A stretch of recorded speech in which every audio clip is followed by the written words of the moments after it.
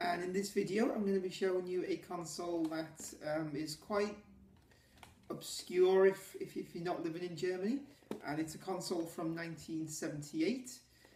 This is not one that I grew up with.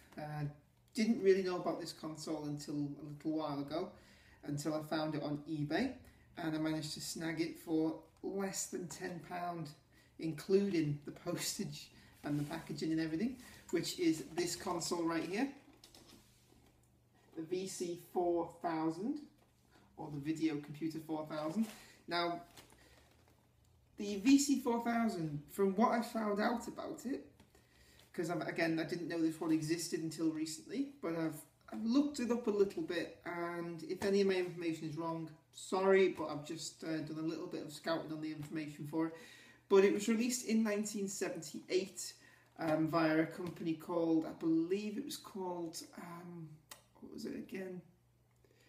Intercon or Interton or something like that. I could be wrong, but I think it was something like that. Anyway, it was a console released in 1978. It was released in Germany only. As far as I'm aware, it was in Germany only, and it was discontinued around about 1983. Now, when you see it in a moment, you'll see it's very, very similar to the Atari 2600 in terms of just the way it looks. It doesn't look exactly like an Atari 2600, obviously, but you can see the way that it was designed to look a little bit like one, and probably worked a little bit like one. Now, sadly for this system, I don't have any actual games to show you for it, because again, I've only recently picked this one up. But from what I can see as well, from when I've looked online, the games themselves, the actual cartridges, do look similar as well in design to Atari 2600 games, which I have got hundreds of, and they've been shown in my previous videos. So anyway, yes, this is the VC4000. So I'll show you what that looks like now.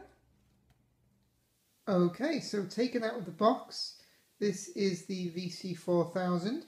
Now, I've got to admit, one of the reasons why I'm particularly happy that I was able to get this for such a low price is because even though, as you can see over here, you know, the box is pretty much fucked, but the box is still there. So it might be fucked, but at least I've got the box and the styrofoam packaging that it's come with, and the other half of it on the couch. Still in pretty good nick. Good condition, so yeah, considering the price, you know, less than a tenner including the postage, it's really, really good. I have been able to get this thing to come on, but there's no games for it, so I've not been able to fully test whether it's actually working fully or not yet. But here we go, show you in a bit more detail now. Okay, so this is the front of the VC4000. As you can see, very similar to the Atari 2600. No controller ports at the front. I have no idea why they thought that this would be a good idea. It just makes, I mean, the wire's got to stretch from the back to the front, so I don't really know why they thought this was a good idea to do this. Anyway, this is what I mean. There isn't really much to see at the front, apart from these buttons, which I'll tell you what they do in a moment. And I only know what they do because the instructions about what you do with the buttons are all numbered on the back, so you can see which goes where, and you've got your translations here to the left. It might be German, I'm assuming that's German. English in the middle, and I've no idea what that language is on the right, but never mind, as long as it's got the English one. Anyway, let's show you the back of the console first.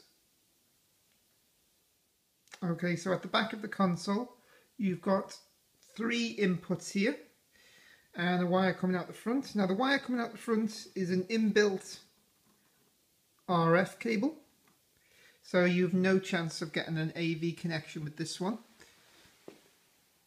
Now, the bigger inputs at the back there on the left and the right, they are your controller inputs. As you can see there, and there. And the smaller one just to the middle there, or more or less in the middle, is the power connection, which is this input here. That would go in the middle. And you've got your controller inputs, which is, this is one of them. I'll show you the controllers properly in a moment, but they're your inputs. So very much like the Atari 2600, you've got no chance of an AV connection with this. It is just inbuilt RF. But at the end of the day, this is the way it was supposed to be. So if you are going to play it as it was meant to be, you should play it like this anyway. I am on the lookout now for a lot of games for these. I've found a number of them on eBay, as luck would have it, to be shipped over from Germany. So I might review some of those games when I get them in the future. But for now, this is just the system anyway. Okay, now over here is just the standard 3-pin plug.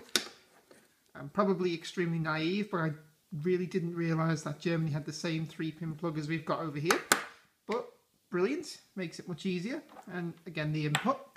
So let's see the controllers. Okay, so these are the 2 controllers that came with the system. I didn't put this label on the front here. Obviously, this looks like it's been there for as long as the console's been around anyway. Again, I'll need to look into this because I don't know, but I'm assuming maybe these controllers are supposed to come with some kind of overlay with the games, like the Atari Jaguar did, for example. If you know this, obviously, when you're watching this video and you know that they do, then do let me know. So you've got all your buttons here. They all seem to still be pretty stiff. So these controllers, I can think until I can play with them anyway. These seem to be in good nick. Now, unlike the Atari 2600, however, it's got these analog sticks. That one's a bit looser than that one, but never mind. The analog sticks, I don't know whether they work, I hope they do, but that's what the controllers look like anyway. They're quite oversized, you know? I don't know, I mean, you're supposed to use it with your thumb. I have no idea. I really have no idea.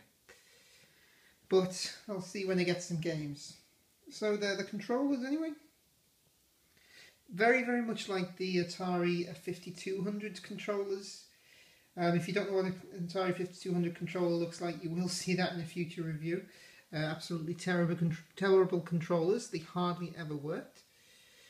I'm not too keen on these analog sticks. I don't know whether this is a good thing or not. I don't know, but we'll see. Anyway, back to the console.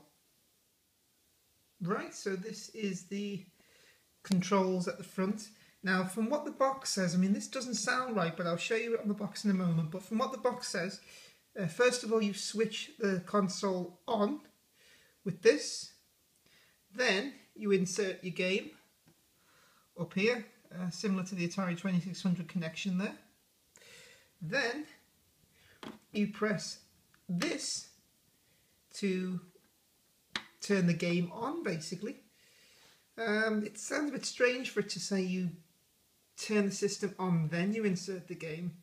I mean, normally the system would be off, you put the game cartridge in and then you turn it on, but that's what it says, and I will prove that. I'll show you on the box instructions in a moment. These 2 buttons here, this one apparently is to adjust the picture. It says if you need to get a clearer picture, press this button repeatedly, and this button will start the game. Okay, I'll show you that on the instructions though anyway. But before I do that, as you can see over here, these 2 holes, well, not holes, but obviously grooves in the front there. This is what these are for, just so that you can neatly put your controllers, slide neatly on there. So when you put it away, as you can see from the side, they just neatly tuck in to those grooves there. That is really strange, but I'll show you it on the box anyway. See, it says with the switch there, you switch the video computer system on, and then you insert your game, and then you push that key. Strange, but there you go. And then down here,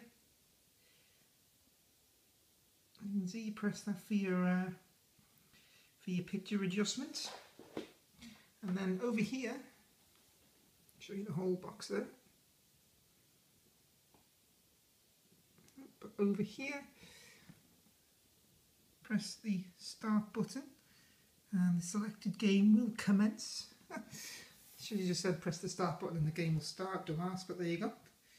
And that's basically it.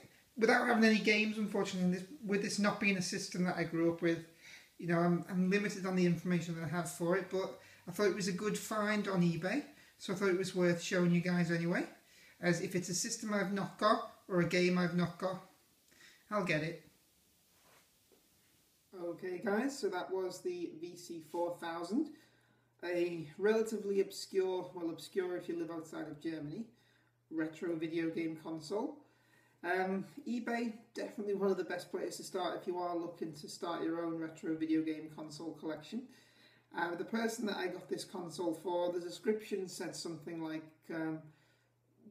found this in the loft of my dad's house or something like that, just looking to have a clear out. So I don't really think that this person knew exactly what they had. I mean, I honestly don't know whether this console would go for more than £10 anyway, but I'm assuming with it being in working condition, I mean it powers on, it's got both controllers, it's got everything that you'd need to actually set it up, apart from obviously games, plus the box. As fucked as the box is still there, as is the polystyrene, you know, covering and the inlays or whatever you call them. So yeah, you know, £10, good deal. You will find some hidden gems on eBay like that sometimes, because sometimes sellers just don't know what they have. So if you're looking to start your own collection, start there. Anyway, sorry that it's been a bit of a break since I've made some videos. It has been a good few months since my last one. Apologies for that, but I am now back to posting them regularly. As you can see, if you look at the background compared to the way my background was before, there's been some redecorating and some things that have been going on in the house over the last few months that I just haven't had time to post any other videos. But normal service will now be resumed, and I'll even make sure that when I'm using my PlayStation 4 that I'm not neglecting my old console collection anyway, because I've still got plenty of consoles and literally thousands of 80s, 70s and 90s games to show you as well anyway. Both CD, cartridge, floppy disk, the lot. So yeah, back to normal service as of now. Okay, I hope you enjoyed this video anyway. If you do know anything more about the VC4000, which wouldn't take much because I don't really know much about it, then leave me a comment, let me know. I'm always keen to learn. Okay, and thanks for watching, and again, thanks for subscribing. Bye.